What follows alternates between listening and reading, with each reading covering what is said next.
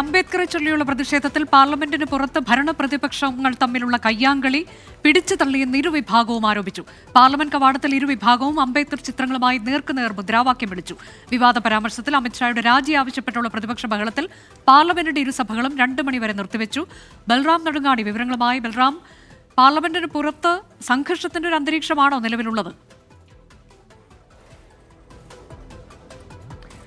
അനുജ, നിലവിലിപ്പോൾ സംഘർഷ രംഗങ്ങളില്ല. എന്നാൽ പാർലമെന്റ് സമ്മേളിക്കുന്നതിന് നിമിഷങ്ങൾക്ക് മുമ്പ് പാർലമെന്റിന്റെ പ്രവേശന കവാടത്തിൽ മഗർദ്വാറിന് മുന്നിൽ നടന്ന പ്രതിഷേധത്തിനിടെയാണ് ഈ കയ്യാങ്കളി ഉണ്ടായി എന്ന് ഇരുപക്ഷവും ആരോപിക്കുന്നത്.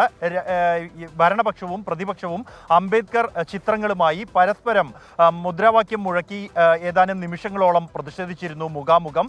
അതിനുശേഷം പാർലമെന്റിലേക്ക് പ്രവേശിക്കാൻ ശ്രമിക്കുന്ന ഘട്ടത്തിലാണ് ഈ കയ്യാങ്കളി ഉണ്ടായത് എന്നുള്ളതാണ് ആരോപണം. തന്നെ തടഞ്ഞു എന്നും ഭീഷണിപ്പെടുത്തിയെന്നുമാണ് രാഹുൽ ഗാന്ധി ആരോപിക്കുന്നത്. അതേസമയം രാഹുൽ ഗാന്ധി മറ്റൊരു MP-യെ പിടിച്ച് തള്ളിയതിനെ തുടർന്ന് ആ MP BJP-യുടെ ഒഡീഷയിൽ നിന്നുള്ള അംഗം പ്രതാപ് സാരംഗിയുടെ ദേഹത്ത് വീണു എന്നും അദ്ദേഹത്തിന് പരിക്കേറ്റു ഈ കയ്യാങ്കളിയിൽ എന്നുമാണ് BJP ആരോപിക്കുന്നത്. ഇത് രാഹുൽ ഗാന്ധിയുടെ അഹങ്കാരത്തിന്റെ ഏറ്റവും ഒടുവിലത്തെ സൂചനയാണ് എന്നും ഗാന്ധി കുടുംബം അല്ലെങ്കിൽ കോൺഗ്രസും വീണ്ടും അക്രമ രാഷ്ട്രീയത്തിലേക്ക് പോവുകയാണ് എന്നുമാണ് BJP നേതാക്കൾ അമിത് മാളവിയയും സംബിത് പാത്രയും ആരോപിക്കുന്നത് എക്സിലൂടെ.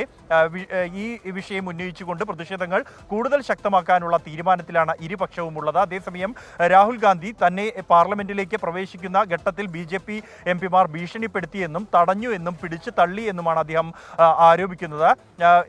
BJP വീണ്ടും വീണ്ടും അംബേദ്കറെ അപമാനിക്കുകയാണ് എന്നുമാണ് രാഹുൽ ഗാന്ധിയുടെ പ്രതികരണം. ഈ സംഭവത്തിന് ശേഷം പിന്നീട് സഭയിൽ ഇരു കൂട്ടരും എത്തിയെങ്കിലും സഭ നിമിഷങ്ങൾ മാത്രമാണ് ഇരു സഭകളും സമ്മേളിക്കാൻ കഴിഞ്ഞത്. ലോക്സഭയിൽ എഴുന്നേറ്റ് നിന്ന് പ്രതിഷേധിക്കുകയായിരുന്നു സ്പീക്കർ. സഭയിലേക്ക് പ്രവേശിക്കുന്ന ഘട്ടത്തിലും ഭരണ പ്രതിപക്ഷങ്ങൾ. തുടർന്ന് നിമിഷങ്ങൾക്കകം തന്നെ സഭ 2 മണിവരെ പിരിയുന്നതായി ലോക്സഭാ സ്പീക്കർ അറിയിക്കുകയായിരുന്നു. രാജ്യസഭയിലും സമാനമായി നിമിഷങ്ങൾ മാത്രമാണ് സമ്മേളിച്ചത്. ചട്ടം 267 അനുസരിച്ച് 4 നോട്ടീസുകൾ ലഭിച്ചതായി ചെയർമാൻ അറിയിച്ചു.